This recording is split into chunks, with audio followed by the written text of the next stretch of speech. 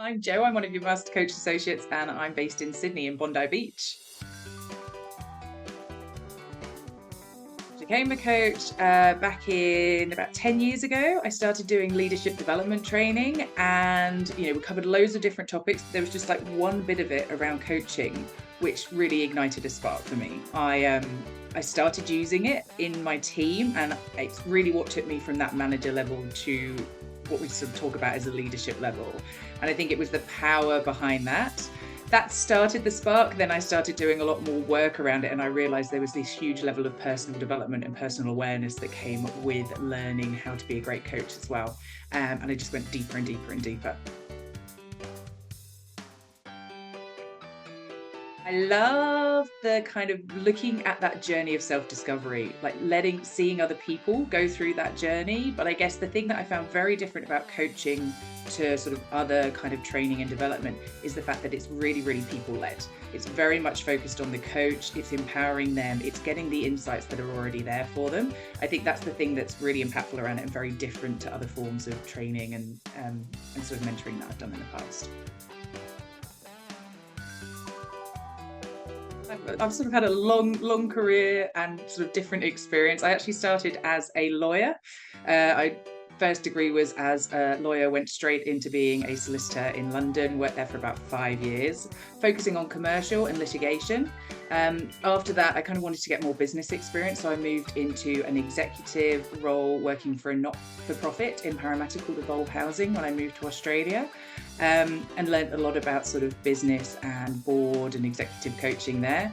I then moved on to work for a really rapid, fast-growing professional services firm in Australia called Employsure, who give HR and health and safety advice. And that is where I learned about progress over perfection, sort of really understanding that growth startup phase, which was really, really exciting. And that's how I got into learning and development and coaching.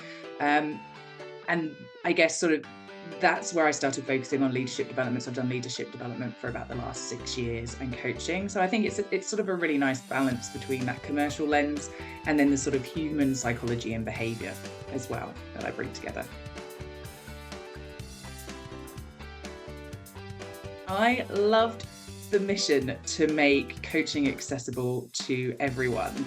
As I've said, I've done a lot of leadership development, and the courses I've always loved running are those with the new leaders, people stepping into that manager position for the first time. They're always more open, more curious, more ready to learn and kind of reflect on themselves. But they're generally the people who aren't being given access to something like a coach. They'll sort of have training and then be left to run, and they are looking after the majority of the workforce. So that's the kind of real piece, that real insight that I loved about this company.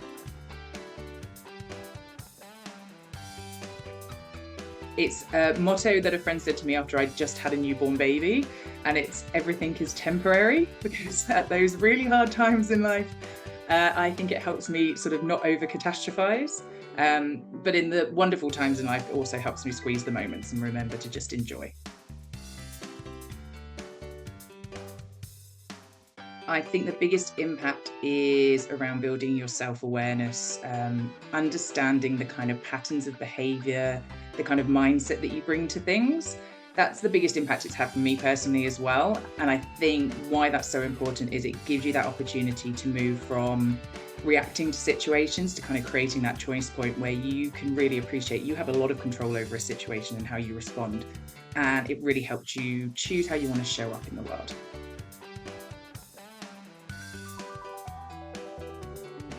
Particularly in that leadership space, to just be comfortable with who you are as a leader. Find out what your strengths are, focus on growing them. Don't try and sort of replicate someone else, but be really comfortable with who you are and know that you can be a great leader using the strengths that you've got.